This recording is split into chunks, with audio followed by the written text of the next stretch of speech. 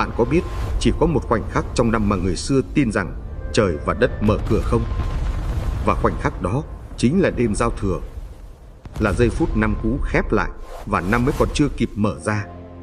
Người xưa không coi đây chỉ là đêm chuyển năm, mà là lúc hai thế giới tạm thời chạm vào nhau, là lúc một vị thần rời đi và một vị khác đến thay, là lúc trật tự quen thuộc của vũ trụ lặng lẽ đổi ca. Vì thế, lễ cúng này không đặt trong nhà. Người xưa tin rằng mỗi năm trần gian được cai quản bởi một vị gọi là hành khiển. Đúng khoảnh khắc giao thừa, vị cũ rời đi và vị mới tiếp quản. Con người làm lễ để tiễn và đón hai vị đó, không phải để cầu giàu sang mà để cầu bình an. Vì tin rằng thần linh đang ghé qua trần gian trong khoảnh khắc ấy. Và nếu có thể chạm tới điều gì linh thiêng thì đó chính là lúc này, là lúc con người tạm dừng mọi lo toan thường nhật để hướng tâm trí mình về những điều cao hơn, sâu hơn. Nhưng điều khiến người xưa coi trọng nhất không phải là các vị thần, mà là khoảnh khắc trời và đất được tin là mở cửa, nơi hai thế giới tạm thời thông nhau. Người sống có thể gửi lời, người đã khuất có thể trở về. Ít nhất đó là điều dân gian tin như vậy. Và chính niềm tin ấy khiến đêm này mang một cảm giác rất khác. Một cảm giác vừa thiêng liêng, vừa gần gũi một cách lạ lùng. Người xưa gọi khoảnh khắc này là âm dương giao hòa, khi hai cực đối lập tạm thời cân bằng.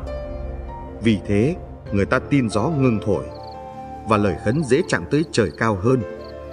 Đây là khoảnh khắc linh thiêng nhất của năm, không ồn ào, không náo động, mà sâu và lắng.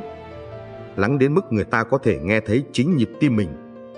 Bởi đây không phải lễ dành cho gia tiên, mà là lễ dành cho trời đất, để không có gì ngăn cách giữa con người và không gian linh thiêng. Không mái che, không tường chắn, chỉ có bầu trời phía trên và mặt đất phía dưới. Và con người đứng ở giữa nhỏ bé nhưng thành kính. Còn gia tiên sẽ được cúng sau đó trong nhà. Vì đây là nghi lễ dành cho người đã khuất của riêng mỗi gia đình. Mỗi lễ có một nơi chốn riêng của nó và một trật tự đã được giữ hàng trăm năm. Không phải ngẫu nhiên, mà là niềm tin được truyền lại từ người đi trước sang người ở lại, như một sợi chỉ mảnh nối giữa các thế hệ. Có thể linh giới không ai nhìn thấy, nhưng khoảnh khắc đó khiến con người sống chậm lại và tin vào điều tốt đẹp hơn cho năm mới. Tin rằng những điều cũ có thể khép lại và những điều mới có thể bắt đầu. Tin rằng con người vẫn có thể làm lại từ đầu theo một cách tốt hơn.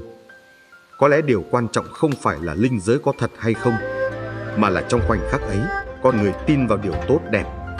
Và chính niềm tin đó khiến đêm giao thừa chưa bao giờ là một đêm bình thường, mà là một điểm dừng rất nhỏ để con người kịp nhìn lại mình.